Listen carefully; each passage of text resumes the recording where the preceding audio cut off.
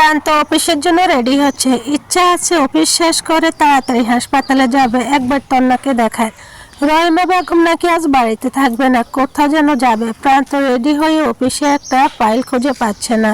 তখন তন্না, এই তন্না, অফিসের ফাইলটা কোথায় রেখেছো? তোমাকে বলেছি না আমার জিনিসপত্র ধরবে না। মুহূর্তে থেমে গেল প্রান্ত, যখন বুঝতে পারলো তন্না বাড়িতে নেই এখন। তার এগোরো মহিমা থাকে। প্রান্ত নিজেকে শুধরে বলে, মহিমা, এই মহিমা, একটু ঘরে আসো তো। মহিমা বিরক্ত সুরে বলে, কি সমস্যা? এমন সারের মতো চিল্লাচ্ছ কেন? কি সমস্যা? প্রান্ত শান্ত সুরে বলে, এখানে আমি একটা ফাইল রেখেছি, তুমি দেখেছো? কোন ফাইল? কালোটা? হ্যাঁ হ্যাঁ, ওটাই। ওটা তো আমি তোমার দরকার হবে না ভেবে ফেলে দিয়েছি। কি? উফ, এত চিৎকারের কি আছে? একটা ফাইলে তো, আবার রেডি করে নাও। প্রান্ত রাগী সুরে বলে, তুমি কি পাগল? তুমি দেখোনি ওটা অফিসের ফাইল? ওটা আজ আমার দরকার ছিল। এখন আমি কি জবাব দিব অফিসের বসকে? মহিমা বাবলিসিং কণ্ঠে বলে, সে আমি কি জানি, তোমার সমস্যা তুমি সলভ করো।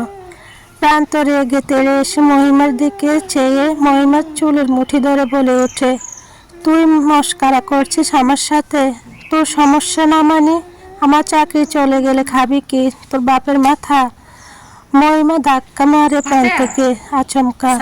এমন ধাক্কায় প্রান্ত ছিটকে গিয়ে বাড়ির দরজার সামনে লাগে। ফলস্বরূপ মাথায় প্রচণ্ড ব্যথা পায় প্রান্ত।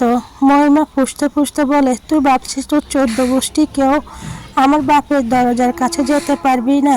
আর তোর এই 2 টাকার চাকরি আমার দরকার নেই। আমার যা আছে তা দিয়ে আমি পুরো জীবন খেয়ে বসে চলতে পারবো।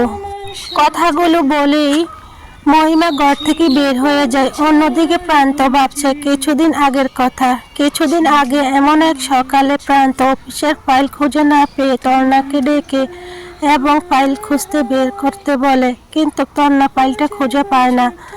প্রান্ত হাতের কপিটা তন্নার গায়ে ছুঁড়ে মারে। এই ঘটনার পর প্রান্ত অফিসের ব্যাগটা নিয়ে বেরোনোর সময় দেখে ফাইলটা অফিসের ব্যাগেই রয়েছে।